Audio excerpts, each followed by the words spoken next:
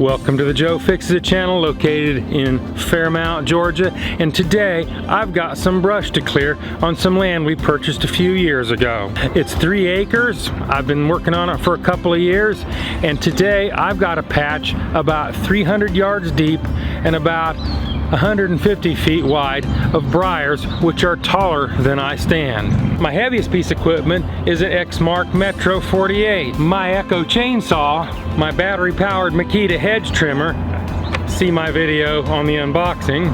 This is a beast of a hedge trimmer. My old dependable compound loppers. I've had these things for 30 years and they've never failed me. You may ask, what am I going to do with all the debris from this big clearing out? Well, what I've always been doing. I mulch it up with my mower, and what won't mulch in the mower, I throw in a pile, and I wait till this pile gets big enough to make it worthwhile to rent a wood chipper.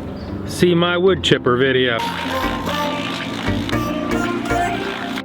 Well, it's almost time to get started, and the strategy here is I'll slowly work through it with my hedge trimmers, get the briars down low enough to where I can run over them with the mower and mulch everything up. It's time to quit talking about it and get to work.